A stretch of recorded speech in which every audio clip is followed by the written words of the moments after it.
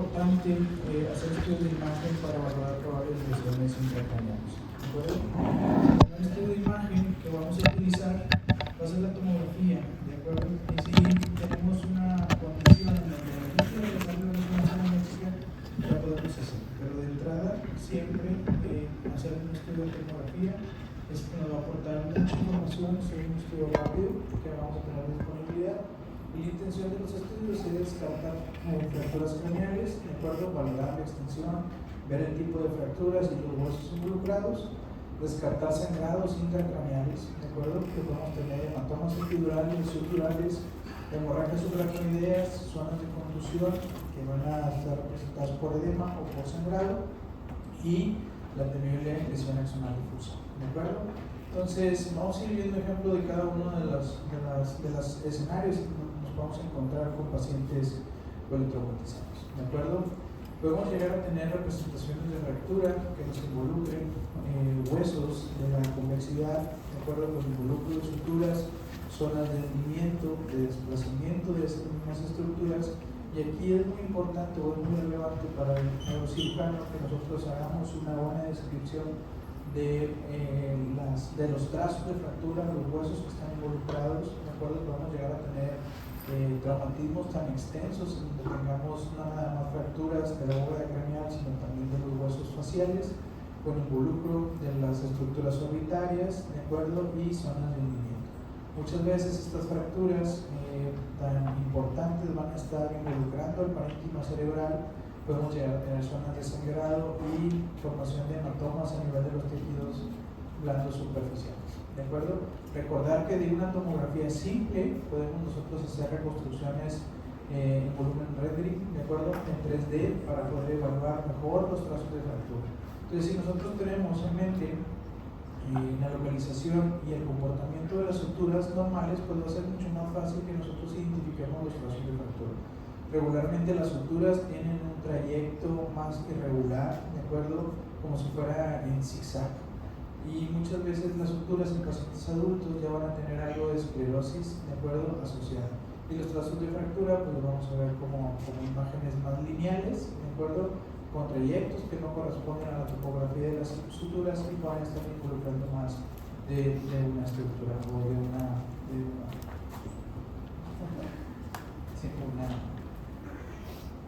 de los compartimentos óseos, ¿de acuerdo? Entonces la tomografía,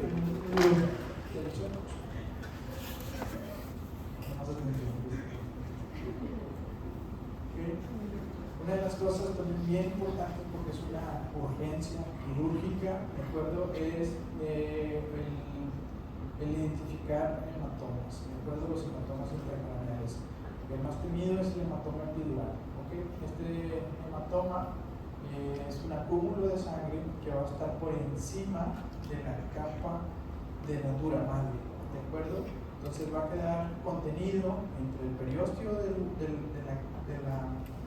la tabla interna y la dura madre. Muchas veces va a estar asociado a trazos de fractura y aquí hay un involucro arterial, ¿de acuerdo? Entonces, al tener un involucro arterial, este sangrado, pues va a tener un mayor crecimiento, un crecimiento más rápido debido al volumen sanguíneo que va a estar aportándose por la lesión vascular, ¿de acuerdo? Muchas veces está asociada con lesión de la arteria meningia media, asociada a traumatismos, de acuerdo con trazos de fractura, y la morfología de este hematoma va a ser un hematoma, de acuerdo, que va a ser biconvexo, de acuerdo, vamos a tener una convexidad dada hacia la parte del hueso, de acuerdo, y una convexidad dada hacia la parte del parénquima superior.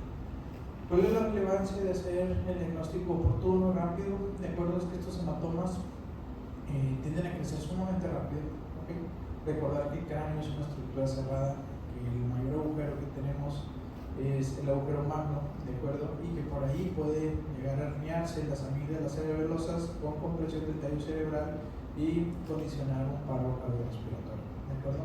Entonces, si tenemos algo intracraneal que está ocupando espacio, empuja el cerebro, ¿de acuerdo? La única parte por donde el cerebro puede salir, ¿de acuerdo? O tratar de liberar presiones a través del agujero magno, pero por ahí no cabe, ¿de acuerdo? Entonces se termina herniando, lo que les comento, y terminamos teniendo una muerte por por un paro cardiorrespiratorio. ¿De acuerdo? Entonces es importante hacer el diagnóstico para que el neurocirujano haga un trépano, ¿de acuerdo? Drene ese hematoma y trate de contener la hemorragia. ¿Okay?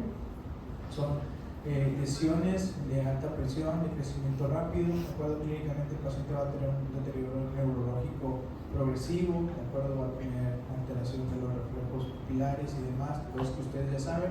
Y la imagen, lo que vamos a tener son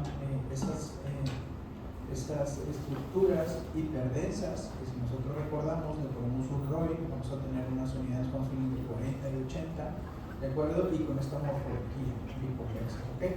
En este paciente, en esta tomografía simple, paciente que tiene un traumatismo y tiene un hematoma epidural hacia la región frontal izquierda y otro hacia la región parietal posterior del mismo lado, ¿ok? En este paciente todavía no hay un desplazamiento significativo de la línea media, pero tenemos que evitar que eso suceda, ¿ok?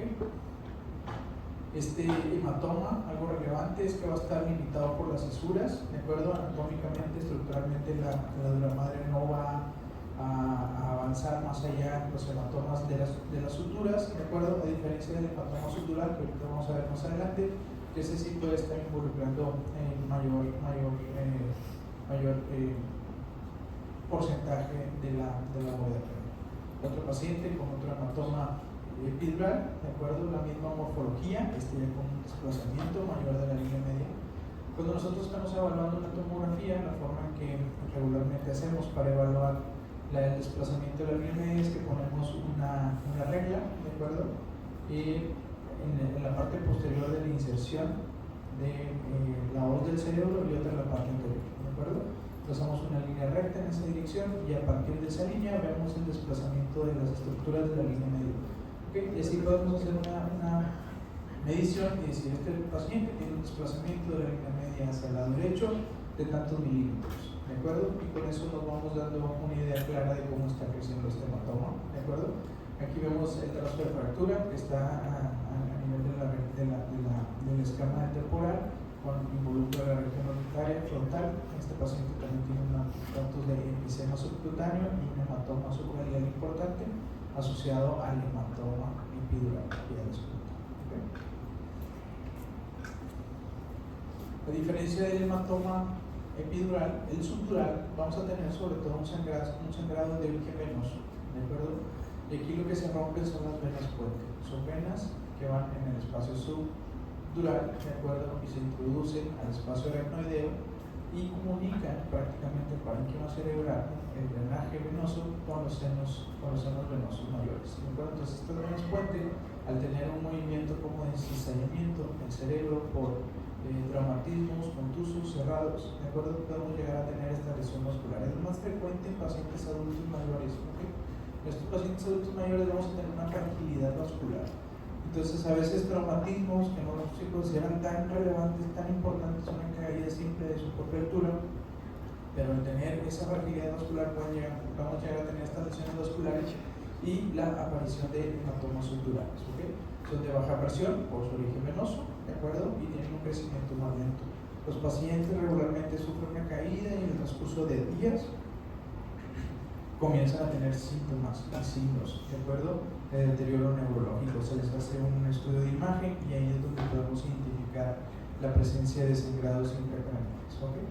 Entonces, principalmente es por desaceleración. Si se retarda el diagnóstico, son de alta mortalidad por lo mismo, ¿de acuerdo? Generan un efecto de masa, una lesión ocupante de espacio a nivel intracraneal y podemos llegar a tener herniaciones y con eso condicionar una mortalidad aumentada. Y estos sí cruzan suturas, pero no cruzan la línea media por las inserciones del espacio sutural, ¿okay? Entonces tenemos aquí tres imágenes. La primera de ellas es una resonancia magnética ponderada en T2 y dos estudios de tomografía, ¿de acuerdo? La tomografía con contraste, una tomografía simple. Aquí lo que vemos es que existe un aumento del espacio sutural con presencia de líquido, ¿de acuerdo? Que forma un nivel. Si nosotros lo dejamos pasar mucho tiempo antes de hacer el diagnóstico, podemos tener una representación de una densidad disminuida y esto se le conoce como un higroma, ¿de acuerdo? Y son residuos o restos de la degradación de la hemoglobina. Y si lo vemos en etapas más agudas, podemos tener un aumento de la densidad, ¿de acuerdo? Con unidades Hounsfield correspondientes para sangre, pero también con un componente de menor densidad, que son datos de retracción del coágulo, ¿de acuerdo? Y que ya tenemos esa formación. Como ven ustedes aquí, el parénquima cerebral está siendo comprimido y desplazado hacia el lado contralateral, hacia el lado izquierdo en este caso, de acuerdo con desplazamiento de la línea media y compresión de los ventrículos laterales. Prácticamente el ventrículo lateral derecho no se observa, vemos un desplazamiento en la línea media y un ventrículo lateral izquierdo ectásico. ¿De acuerdo? Lo mismo sucede acá, desplazamiento de la línea media y donde está la línea. Entonces, si nosotros trazamos una línea de acá, podemos tomar esta medida, ¿de acuerdo? Hasta la división del septo pelúcido y así saber qué tanto milímetros o qué tanta distancia está desplazada la línea media hacia el lado contrario. ¿De acuerdo? Entonces, son de morfología diferente. Esta es una morfología cóncava hacia el parénquima cerebral, ¿de acuerdo? Y es por un crecimiento más lento, ¿okay? A diferencia del epidural, que tiene una morfología biconvexa, ¿okay? Otra de las tipos de hemorragia que podemos llegar a presentar en pacientes politraumatizados es la hemorragia subaracnoidea. En clase pasada habíamos visto que la ruptura de aneurismas también nos da una representación de hemorragia subaracnoidea, pero también en pacientes politraumatizados con traumatismo craneoencefálico podemos llegar a tener esta presentación de hemorragia. Y lo que vamos a buscar principalmente es sangrados hacia la parte periférica del cerebro, ¿de acuerdo? Que puede llegar a tener una contusión directa sobre las estructuras óseas de la bóveda craneal, y vamos a tener esta representación de hemorragia subaracnoidea. ¿De acuerdo? Lo que vamos a buscar son imágenes lineales hiperdensas que transcurren a través de los surcos y las fisuras. Muchas veces estos sangrados van a estar acompañados con apertura al sistema ventricular, ¿de acuerdo? Entonces también hay que voltear a ver el sistema ventricular para ver si no tenemos restos hepáticos intraventriculares, ¿okay? En este paciente, en esta imagen en axial de tomografía, vemos ese sangrado subaracnoideo con apertura del sistema ventricular, y en un reformateo en sagital vemos como también tenemos sangre hacia la región frontal, delimitado por los surcos y las fisuras, y hacia las cisternas basales, ¿de acuerdo? Es un paciente que, si ustedes se fijan, es un paciente que tiene un tubo endotraqueal, ¿de acuerdo? Y tiene una zona nasogástrica, es un paciente que está grave. Entonces, esos datos nos ayudan también hay que hacer una evaluación completa y cambiar la ventana de la tomografía para evaluar las estructuras óseas y descartar trazos de fractura, ¿de acuerdo? La lesión axonal difusa, ¿de acuerdo? Muchas veces en el contexto clínico es que vamos a tener un paciente politraumatizado que tiene una tomografía con hallazgos que no justifican la clínica del paciente, ¿de acuerdo? Entonces aquí lo que sucede es que por mecanismos de desaceleración y rotación del parénquima cerebral tenemos rupturas de los axones, ¿de acuerdo? Y tenemos datos de sangrado petequiales, ¿ok? Y ese sangrado, la resonancia magnética tiene mayor susceptibilidad para detectarlos por secuencias de gradiente, hipodegradiente o de susceptibilidad magnética, ¿de acuerdo? ¿Cómo los vamos a ver estas lesiones axonales difusas? Vamos a ver la representación del sangrado petequial como zonas ausentes de señal, ¿de acuerdo? Que las vamos a ver dentro del parénquima cerebral. Estas lesiones pueden afectar al tallo, al parénquima cerebral o al parénquima cerebeloso, ¿de acuerdo? Entonces siempre hay que buscarlo en pacientes que tengamos sospecha de un traumatismo de alta intensidad, en donde no tengamos una representación tomográfica que nos justifique la clínica del paciente, ¿de acuerdo? Es un estudio de tomografía simple, ¿de acuerdo? Donde prácticamente vemos un parénquima cerebral muy respetado.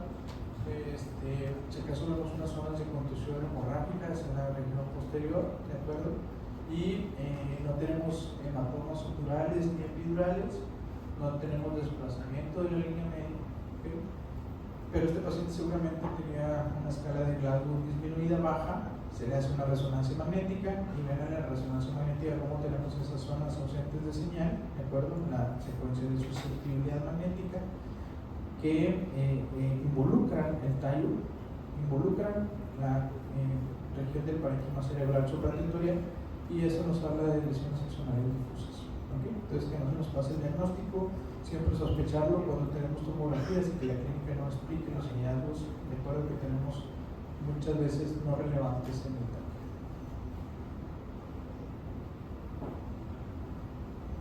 El parénquima cerebral, por su disposición, de acuerdo, sobre todo las regiones que están adyacentes a las fosas craneales, son susceptibles de tener contusiones, ¿de acuerdo? Entonces, ¿cuáles van a ser esas zonas donde regularmente el cerebro hace golpe o contragolpe, ¿de acuerdo? Va a ser la región frontal y el polo anterior del lóbulo temporal, ¿de acuerdo? Siempre en esas regiones tenemos que ir a buscar zonas de contusión. Muchas veces el paciente llega con un golpe, ¿de acuerdo? Y un hematoma subcranial en la región posterior y con zonas de contusión hemorrágica por contragolpe, ¿de acuerdo? En la región frontal. Entonces tenemos que ir a hacer esas evaluaciones, a descartar que no tengan zonas de contusión.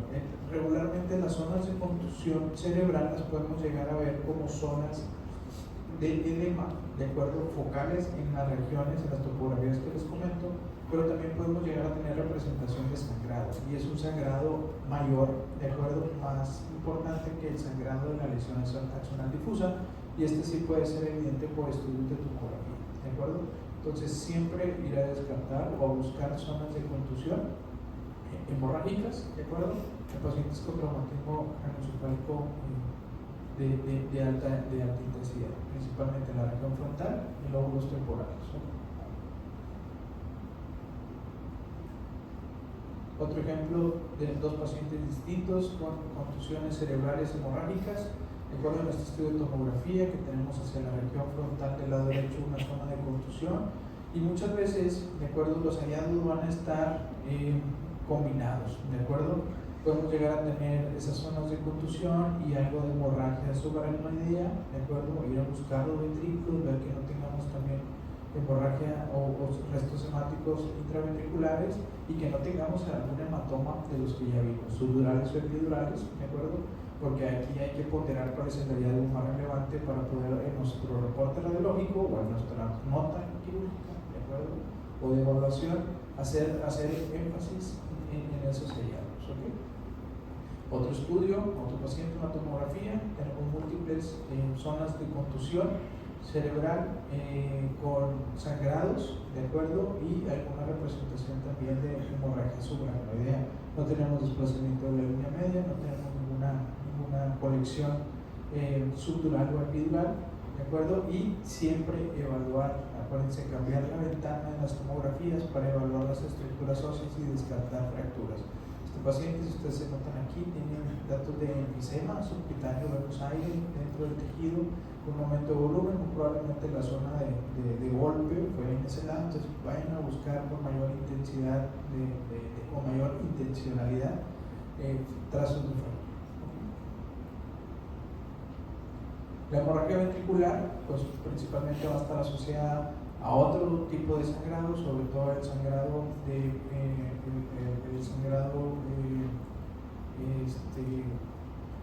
subaracnoideo, ¿de acuerdo? Y aquí lo que vamos a tener en la imagen, la representación, es zonas de aumento en la densidad en la topografía de los ventrículos laterales, tercer ventrículo, cuarto ventrículo, ¿de acuerdo? Tienen un pronóstico, cuando tenemos un paciente que tiene sangrado o hemorragia intraventricular, pues de entrada le tienen que poner un catéter de derivación ventrículo-peritoneal, ¿de acuerdo? Entonces, son pacientes que a veces tienen un pronóstico más reservado por el hecho de que la hidrocefalia provocada por la irritación de la misma sangre complica mucho la evolución de estos pacientes, ¿de acuerdo? Los vemos en traumatismos severos y, como les comento, vayan y busquen, o sea, si encontramos que tienen sangrado dentro del ventrículo, vayan y busquen que no tengan un trazo de fractura, que no tengamos un hematoma subdural, epidural, que no tengamos algún otro hallazgo, porque lo vamos a ver principalmente en traumatismos severos y es de mal pronóstico. Así como en el cráneo, también en la columna podemos llegar a tener traumatismos y representación. Y la imagen, aquí la tomografía y la resonancia magnética nos va a ayudar mucho. La tomografía, evidentemente, vamos a tener una mayor resolución para ver estructuras y evaluación de los componentes óseos, ¿de acuerdo? Y la resonancia magnética nos va a ayudar principalmente con el componente del cordón medular, ¿de acuerdo? Este paciente es una tomografía con contraste en un reformatorio coronal y en axial, ¿de acuerdo? Donde este paciente tiene un antecedente de una herida por proyectil de arma de fuego, vemos datos de enfisema subcutáneo y vemos una destrucción, ¿de acuerdo? Secundario al impacto del proyectil a nivel de los elementos laterales, los apófisis laterales del cuerpo vertebral cervical, ¿de acuerdo? Aquí la relevancia es que también tiene lesión de la arteria vertebral, ¿de acuerdo? Entonces tenemos que ir a buscar también que no existan lesiones propiamente del cordón medular, de las estructuras óseas y de las estructuras vasculares. Tenemos que hacer una evaluación completa, ¿de acuerdo? Para poder dar un tratamiento oportuno. Este paciente pues tiene prácticamente una fractura completa del cuerpo vertebral con desplazamiento de una columna inestable, pérdida de la alineación de las líneas cervicales. Y aquí lo relevante de hacer la resonancia magnética es valorar la integridad del cordón medular. ¿Okay? Si ustedes ponen un poquito de atención, es una resonancia magnética cervical ponderada 2, ¿de acuerdo? El líquido sobre el líquido lo vemos hiperintenso. Tiene una zona, el cordón medular, que se ve más blanca, ¿de acuerdo? Es un hallazgo sutil, pero eso nos habla de edema. De ese edema que muy probablemente por el mecanismo de la lesión, este cordón medular sufrió estiramiento, ¿de acuerdo? Y eso condiciona edema medular, ¿de acuerdo? Muchas veces los pacientes tienen lesiones irreversibles. También se tiene que ir a estabilizar esa columna de gran distancia. ¿Dudas, preguntas? ¿Hematomas? ¿Sí los diferencian fácilmente? ¿Subdurales y epidurales? Principalmente, ¿ok? La resonancia magnética y la tomografía también van a ser muy útiles cuando queremos evaluar pacientes con infecciones del sistema nervioso central, ¿de acuerdo? Aquí la representación en la imagen podemos llegar a tener afectaciones en las meninges, afectaciones en el parénquima cerebral con formación de abscesos y representación en imagen también de enfermedades parasitas. ¿Okay? Entonces, aquí algunos ejemplos de acuerdo de patologías clásicas o comportamientos clásicos en la imagen. Esta es una resonancia magnética que está ponderada en FLAIR, tenemos una difusión, tenemos un T1 contrastado y aquí lo que estamos viendo es una zona de edema cortical a nivel del polo anterior del lóbulo temporal, ¿de acuerdo? La región mesial. Siempre que nosotros tengamos un paciente con clínica infecciosa del sistema nervioso central y una representación en la imagen de una afectación del lóbulo temporal, tenemos que pensar siempre en herpes, ¿de acuerdo? Regularmente pacientes inmunocomprometidos, ¿ok? Ese edema puede llegar a tener zonas de restricción a la difusión y no va a tener un realce significativo cuando nosotros administremos contraste, pero ese edema va a generar efecto de masa y desplazamiento en la línea media con compresión del sistema ventricular, ¿de acuerdo? Entonces, siempre que veamos afectación en la región mesial del lóbulo temporal, sospechar en herpes, pacientes inmunocomprometidos, ¿ok? Meningitis y abscesos cerebrales frecuente en pacientes pediátricos con infecciones de senos paranasales maltratadas. De acuerdo, como les comentaba en la clase de cabeza y cuello, muchas veces estos pacientes con sinusitis aguda o aguda y crónica pueden llegar a tener extensión del proceso infeccioso a nivel intracraneal y es una complicación grave. ¿De acuerdo? Pacientes que comienzan con un deterioro neurológico, se les hace una tomografía, vemos que existe un hallazgo, ¿de acuerdo? En el hemisferio cerebral del lado derecho, una zona de edema con una lesión que es hipodensa, se complementa con resonancia magnética. La resonancia magnética tenemos una imagen en T2, tenemos una difusión y tenemos imágenes en T1, en axial y sagital con contraste, ¿de acuerdo? Y aquí el hallazgo es que tenemos una lesión de aspecto quístico, ¿de acuerdo? Con una pared bien definida y tienen zona de edema perilesional. Ese edema, ¿de acuerdo? Es un edema vasogénico, está afectando la sustancia blanca alrededor de la lesión, ¿de acuerdo? Si nosotros hacemos una difusión, el contenido purulento va a tener restricción del movimiento, entonces vamos a tener un aumento de la intensidad de señal en secuencias de difusión, ¿de acuerdo? y es un hallazgo clásico que vemos en abscesos piógenos, ¿de acuerdo? Si vemos una lesión quística y en la difusión restringe, es un absceso hasta 9 mostrados, ¿ok? Entonces, ese es un dato importante. Si nosotros contrastamos la resonancia magnética, lo que vamos a tener es un realce de la cápsula principalmente y un realce también de la meninge que pudiera estar involucrada, ¿ok? Entonces, el contenido no va a realzar porque no es un componente sólido, no es un componente vascular, lo que estamos viendo es pus. Entonces, el comportamiento del líquido en secuencias ponderadas en T1 va a ser totalmente hipointenso y lo único que va a realzar es la cápsula del absceso, ¿ok? Un dato importante, ven aquí cómo se hace un engrosamiento de la dura madre, ¿de acuerdo? Este paciente, aparte de tener el absceso, tiene datos de meningitis. Y si volteas a ver la difusión, te fijas que ese espacio de líquido, pues no nada más es líquido, sino que también tiene restricción a la difusión, ¿de acuerdo? Entonces este paciente también tiene pus, ¿de acuerdo? Tiene un empiema epidural, ¿ok?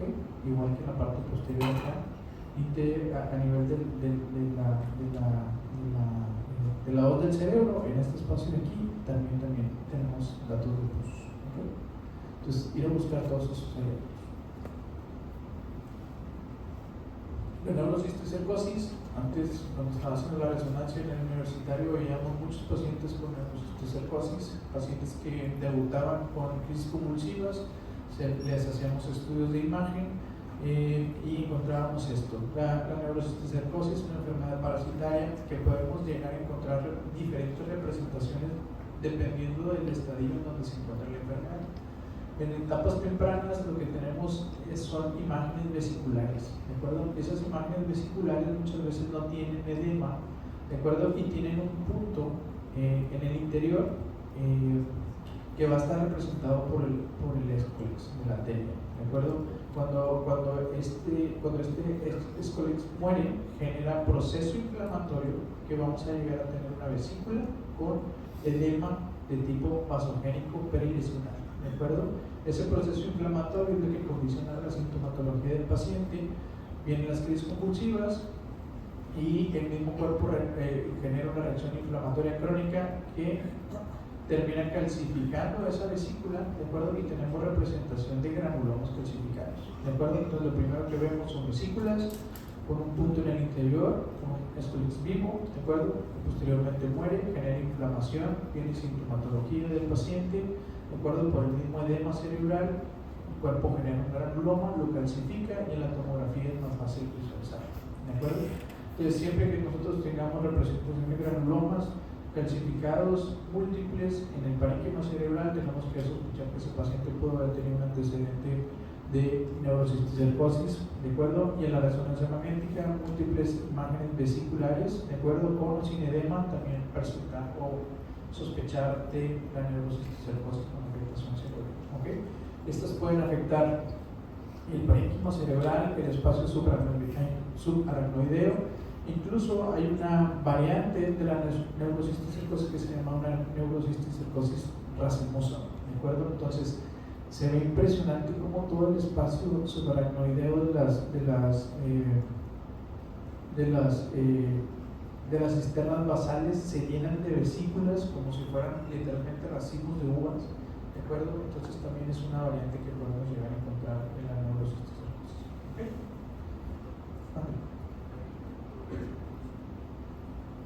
Sí. Mira, lo que ves aquí adentro, ¿de acuerdo? Eso es el parásito, ¿ok? De un estadio vesicular, así es. Otra de las afectaciones que podemos llegar a tener, sobre todo en pacientes inmunocomprometidos, ¿de acuerdo? Es el toxoplasma. Y esto lo vamos a ver como lesiones nodulares, pero no vesiculares. Lo vamos a ver como lesiones nodulares que van a tener un comportamiento hiperintenso en secuencia de T2 y que van a tener realce, ¿de acuerdo? En estudios de T1 con contraste. Pueden llegar a tener edema generalizado, ¿de acuerdo? Y principalmente van a afectar los núcleos de la base. Si nosotros tenemos esta representación en la imagen en un paciente inmunocomprometido, es un toxoplasma hasta no demostrar un contacto, ¿de acuerdo? Múltiples lesiones que tiene captación de material de contraste a nivel de los núcleos de la base con datos de edema en pacientes inmunocomprometidos, sospechar de toxoplasma. ¿Okay? Esta de aquí es una gráfica de una espectroscopía. La espectroscopía es parte de las secuencias de resonancia funcional en donde nos permiten ver metabolitos, ¿de acuerdo? Entonces, dependiendo de la gráfica, podemos llegar a tener la representación de lípidos, de N-acetil aspartato, de acetilcolina, ¿de acuerdo? Y dependiendo de cómo se comportan esos picos, ¿de acuerdo? Podemos nosotros, dependiendo de dónde posicionemos nuestro rol, poder saber si una lesión es con componente graso, si tiene componente glial, ¿de acuerdo? Entonces, muchas veces la espectroscopía nos ayuda a poder identificar y a definir de qué se tratan las lesiones que estamos visualizando. ¿Okay? Otra es la representación de procesos infecciosos en el sistema nervioso central, es a nivel de la columna, ¿de acuerdo? Y podemos llegar a tener infección o afectación de los discos y de las vértebras, ¿de acuerdo? Esta patología se le conoce como espondilodicitis, ¿okay? Porque lo que tenemos es una infección a nivel de los discos intervertebrales de la columna con afectación de los cuerpos vertebrales que se puede extender hacia el nivel intrarraquídeo o incluso a los tejidos blandos y musculares adyacentes, ¿de acuerdo? Regularmente también está dado en pacientes en edad adulta, inmunocomprometidos, ¿de acuerdo? Que tienen una infección que se disemina vía hematógena, ¿de acuerdo? Entonces, la columna lumbar puede llegar a ser asiento de estas infecciones diseminadas de forma hematógena, ¿de acuerdo? Pacientes comienzan con muchísima lumbalgia, con datos evidentes de proceso infeccioso. Al hacer el estudio de resonancia magnética, el principal hallazgo que tenemos que ir a buscar es líquido en la topografía de los discos intervertebrales. ¿Okay? Esta es una resonancia magnética en T2. El líquido se comporta hiperintenso, ¿de acuerdo? Y este es en T1 con material de contraste. El líquido está hipointenso. Entonces, lo que buscamos es ese líquido en el disco intervertebral, ¿de acuerdo? Que tiene un realce periférico como si fuera un absceso, y aparte vemos edema del hueso. ¿Okay? Vemos ese edema que tiene por afectación directa. Incluso si ustedes se fijan, este cuerpo vertebral tiene una altura disminuida si lo comparamos con este otro, ¿de acuerdo? Y es porque prácticamente lo que estamos teniendo es una osteomielitis, ¿de acuerdo? Con afectación del hueso, que posteriormente se abre hacia el espacio raquídeo, intrarraquídeo, con formación de abscesos que pueden ser epidurales, recordar que también las meninges se recubren el canal medular y que pueden extenderse hacia los tejidos blandos. ¿Okay? Entonces son procesos también difíciles de manejar, pacientes con mucho dolor, se les da antibiótico-terapia durante mucho tiempo, terminan a veces postrados en cama, ¿de acuerdo? Entonces siempre sospechar espondilodicitis cuando tengamos líquido en los discos intervertebrales. ¿Dudas, preguntas?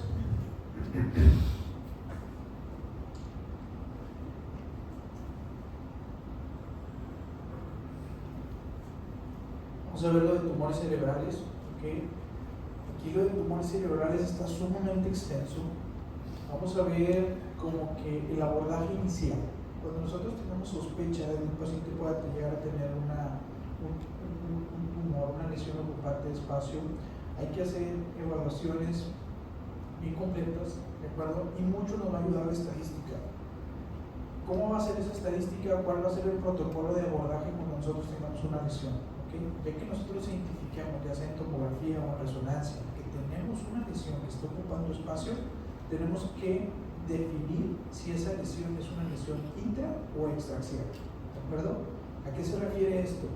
Toda la lesión que esté dentro del parénquima cerebral, cerebeloso o del tallo, propiamente va a ser una lesión intraaxial, ¿ok? Y todo aquello que esté intracraneal, pero fuera del parénquima cerebral, cerebeloso o del tallo, va a ser algo extraaxial, ¿ok? Entonces, si nosotros tenemos una lesión en la glándula hipófisis, en los plexos corvideos, en las estructuras de los pares craneales, en la meninge, lo vamos a considerar extraaxial, ¿ok? Ahorita vamos a ver cómo se diferencia cada uno de ellos.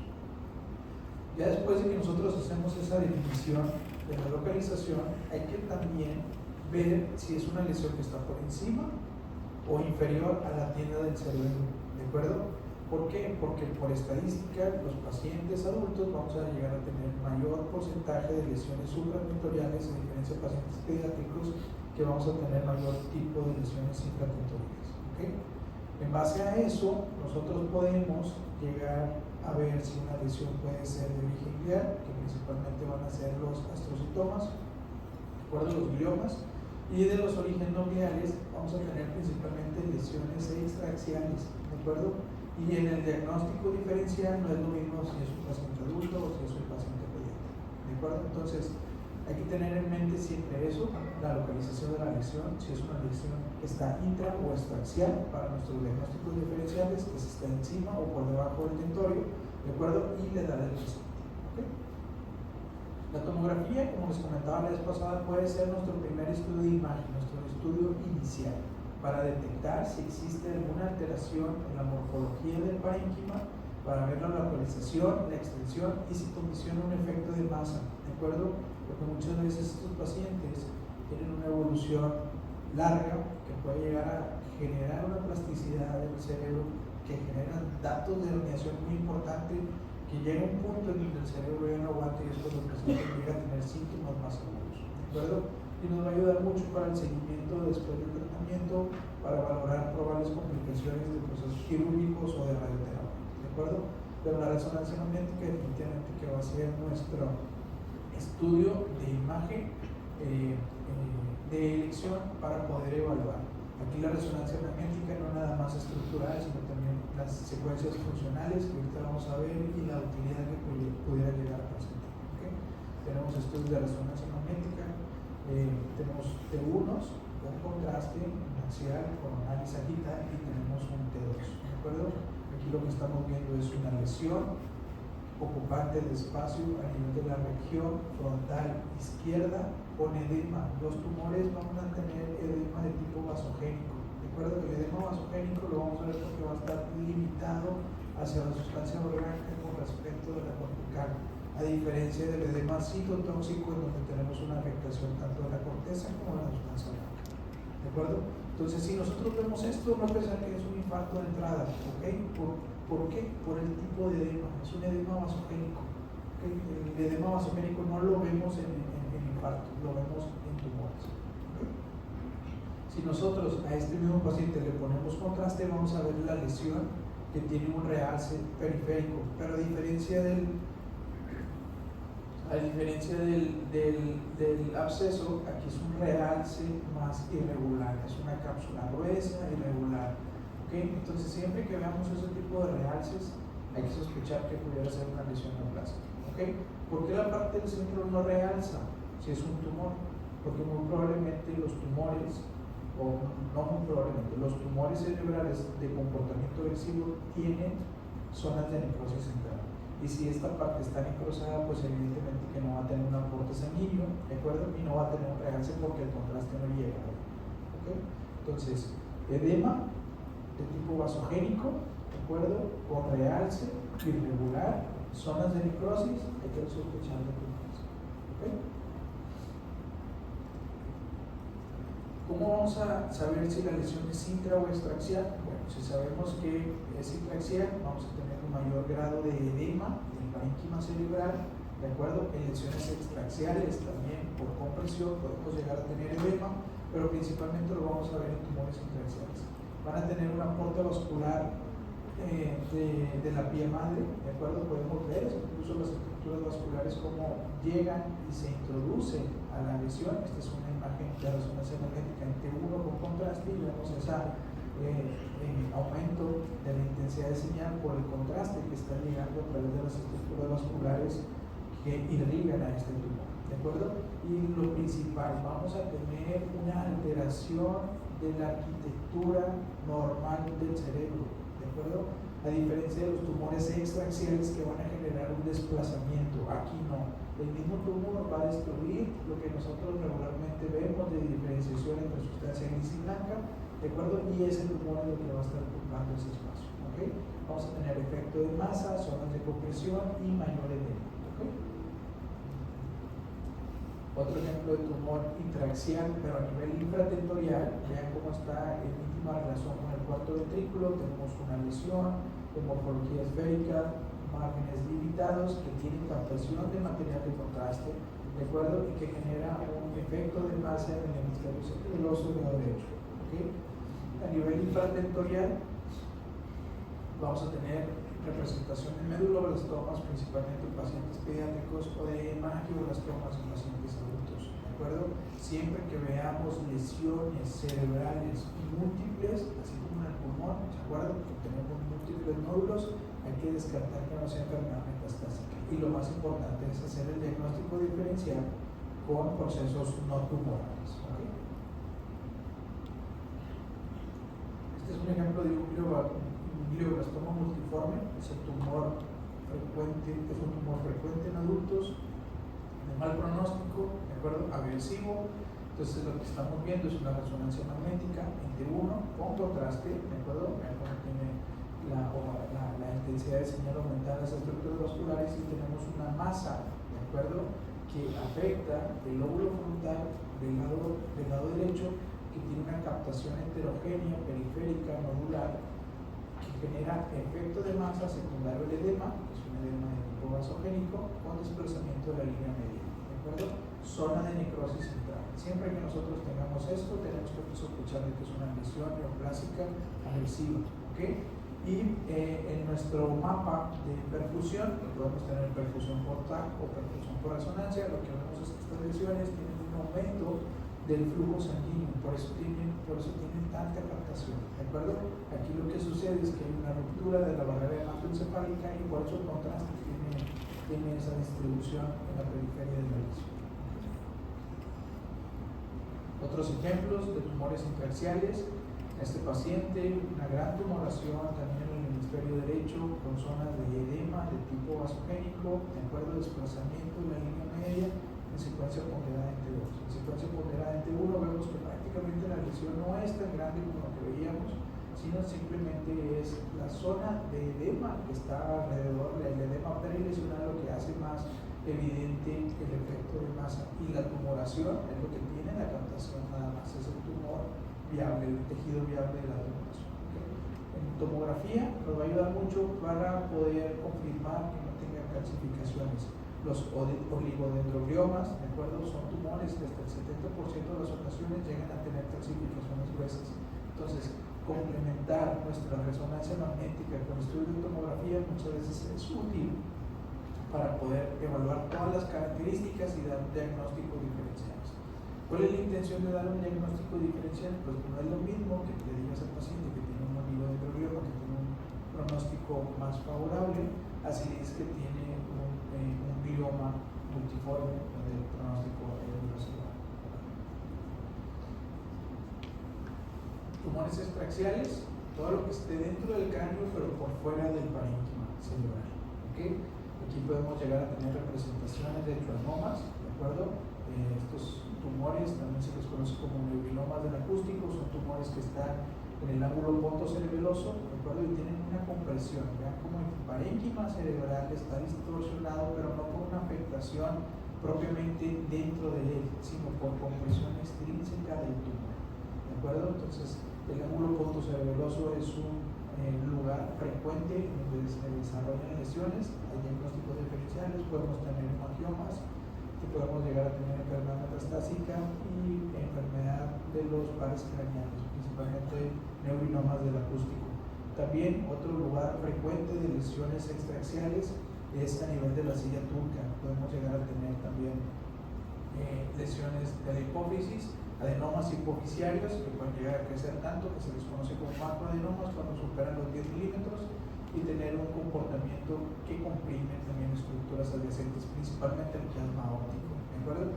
Y estos pacientes por eso van a tener esa sintomatología, en donde van a tener una afectación visual secundario a una comprensión del diálogo. ¿Okay?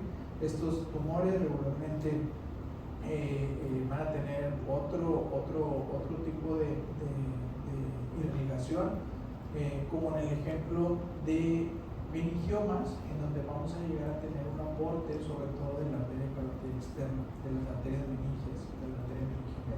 ¿Okay?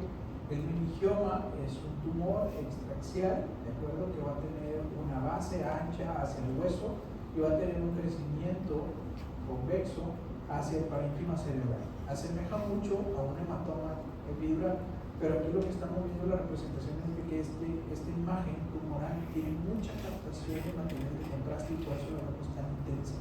¿De acuerdo? Entonces, siempre que nosotros tengamos una lesión extraaxial con captación de material de contraste y un signo radiológico que se llama coladural, ¿de acuerdo? Que son estas prolongaciones del meningioma hacia la meninge normal, tenemos que descartar que no son meningioma. ¿Okay? Otro ejemplo de meningiomas, que principalmente en adultos los podemos llegar a ver, regularmente son supratentoriales y son tumores sólidos con una base ancha orientada hacia el hueso, un crecimiento cóncavo hacia el parénquima cerebral, con desplazamiento del parénquima propiamente pueden llegar a formar o a tener edema el parénquima desplazado, y el dato radiológico relevante es la coladural, que es esa prolongación hacia la meninge del realce. ¿De acuerdo? Cuando nos contrastamos se prenden como foco, ¿de acuerdo? Prácticamente brillan mucho. Y el signo de la coladural aquí es muy poco. ¿Okay?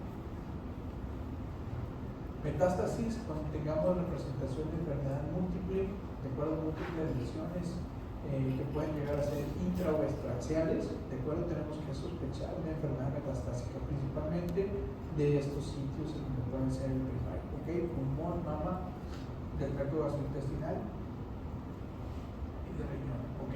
En algunos casos hay una representación de enfermedad metastásica que proviene de melanomas en la piel, ¿de acuerdo? Y recordar que la melanina es una de las sustancias que van a ser hiperintensas en T1. Entonces, si nosotros tenemos en T1 lesiones nodulares hiperintensas sin necesidad de contraste, son lesiones metastásicas de melanoma, ¿de acuerdo? Muchas veces, ¿cómo debutan estos pacientes? Ni siquiera se dan cuenta que tienen un lunar rey, ¿de acuerdo? Entonces, llegan por alteraciones neurológicas, hacemos un estudio de resonancia magnética, vemos las lesiones nodulares hiperintensas en T1, entonces esto es melanina, y ponte a buscar en el paciente donde tiene su melanoma auricular. ¿Okay? Sí. Sí, que son lesiones nodulares hiperintensas en T1.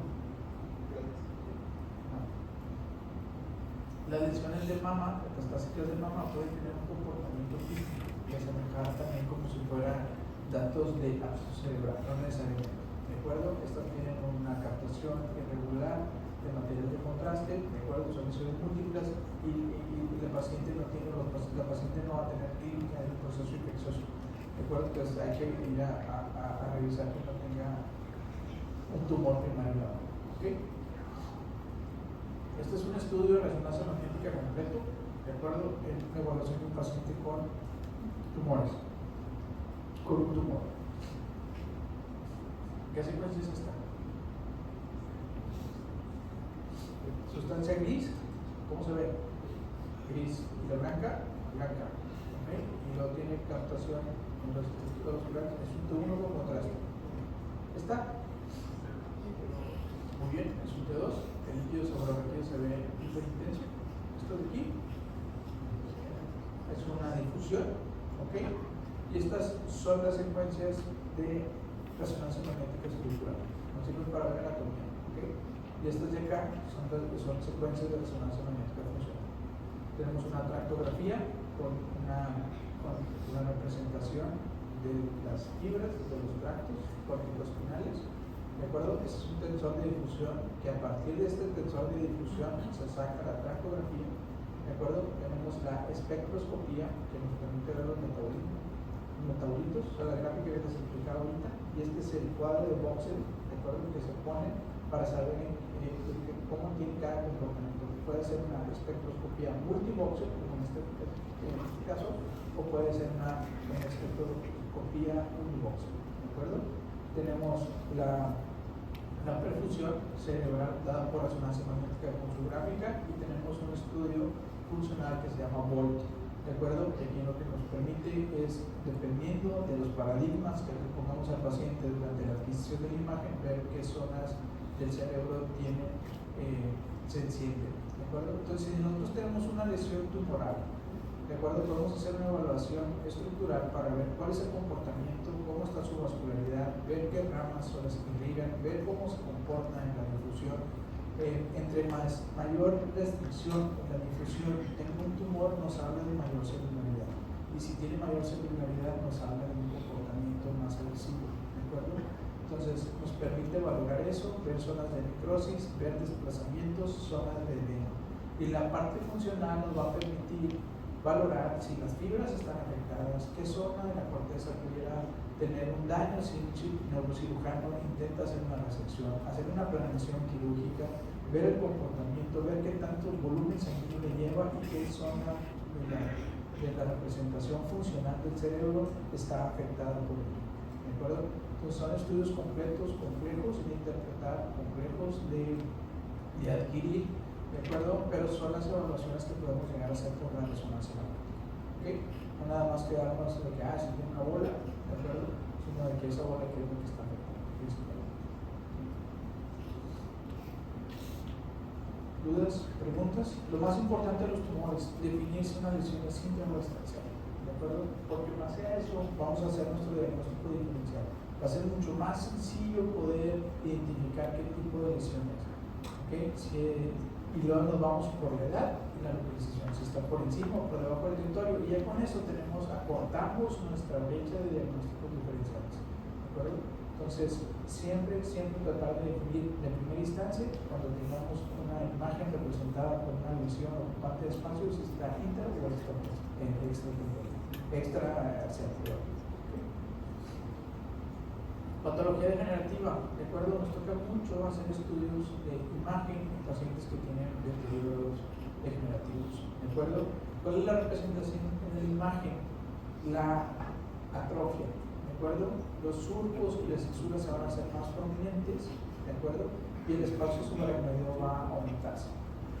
Ese crecimiento del espacio subaracnoideo va a estar dado principalmente porque el parénquima pierde volumen, y si pierde volumen, lo que hace el sistema ventricular es que se hace tásico, ¿de acuerdo? Entonces tenemos una atrofia córtico subcortical con aumento del espacio subaracnoideo y una ectasia de los ventrículos de forma compensatoria. ¿De acuerdo? La evaluación relevante de estos pacientes con la enfermedad degenerativa es descartar que no tienen una lesión dentro del parénquima cerebral que esté condicionando su sintomatología, y confirmar que únicamente se trate de patología degenerativa. ¿Qué otra patología degenerativa podemos llegar a tener? En la columna también, estudios todos los días que hacemos para valorar los cuerpos vertebrales, los discos intervertebrales, y descartar que no tengan patología, que nos estén dando sintomatología radicular, sobre todo a nivel cervical y lumbar. Aquí lo que hacemos es una evaluación de la columna, la hacemos en secuencias que se ponderan entre 1, entre 2, hacemos una secuencia de inversión de recuperación y hacemos una mielofiesta, ¿de acuerdo? Con intención de ver las raíces nerviosas, y vamos evaluando la altura de los cuerpos vertebrales, ¿de acuerdo? Ver si tienen o no cambios degenerativos, que los vamos a ver como picos y osteopitos. ¿Okay? Vean este cuerpo vertebral que más o menos tiene una morfología normalita, y este otro cuerpo vertebral que empieza a tener picos, sobre todo en los márgenes. ¿Okay? Los vértices de la vértebra, ahí es donde vamos a tener la formación de osteopitos. Y posteriormente valoramos los elementos posteriores, que podemos llegar a tener representación de artrosis facetaria, ¿okay? Y valoramos los discos intervertebrales. Un disco intervertebral debe estar contenido en los espacios entre los márgenes de la vértebra y debe de tener un componente hiperintenso central, que es el núcleo pulposo, y un anillo fibroso que se va a comportar hipointenso. ¿De acuerdo? Vean este disco y compárenlo con este otro. Este es un disco totalmente oscuro, ¿de acuerdo? Ya perdió la intensidad de señal del núcleo pulposo porque tiene datos de deshidratación, y esos son datos degenerativos. Y aparte, el margen esperado sobresale del cuerpo vertebral. Esto es una hernia, es una protrusión, ¿de acuerdo? Si nosotros evaluamos esta protrusión, pues vemos que disminuye el diámetro del canal espinal, ¿de acuerdo? Y genera un canal estrecho con compresión de las raíces de la caudequina. ¿Okay? Si nos vamos a niveles parasagiitales, podemos evaluar los agujeros de conjunción. Y esos agujeros de conjunción podemos nosotros definir con mucha exactitud si tiene o no la grasa perirradicular preservada. Muchas veces estas protrusiones obliteran los agujeros de conjunción y hacen compresiones sobre las raíces emergentes y el paciente tiene su valvulopatía. ¿De acuerdo? Entonces, hacer evaluaciones por resonancia magnética son de mucha utilidad en pacientes con lumbalgia. ¿De acuerdo? La tomografía no tiene tanta utilidad. La tomografía sí nos va a dar mucha información del hueso, pero pierde la solución para ver enfermedad discal. ¿De acuerdo? Entonces, si ustedes tienen un paciente con lumbalgia o con radiculopatía, ¿de acuerdo? Soliciten una resonancia. Lo mismo a nivel de la columna cervical. Hacemos evaluaciones de los cuerpos vertebrales. Recuerda que tenemos C2, C2 con apófisis odontoides, C3, 4, 5, 6 y 7. Recuerda, vemos la cavidad de los discos, vemos si tienen algunas protrusiones. Por ejemplo, vemos el canal medular, ¿de acuerdo? Y el canal medular trae su cordón y tiene que tener espacio líquido. Ustedes se fijan que en este nivel, que es C3, C4, tiene una protrusión del disco hacia posterior, un crecimiento o una hipertrofia del ligamento medular. ¿De acuerdo? Y entre ambos condicionan un estrechamiento del canal con una indentación del cordón medular. Muy probablemente este paciente tenga datos de radiculopatías cervicales o hacia miembros superiores. ¿De acuerdo? Entonces, hacer estas evaluaciones también son útiles. Resonancia magnética siempre para evaluar columna. Ya pasó, muchachos. Listo, ya acabamos.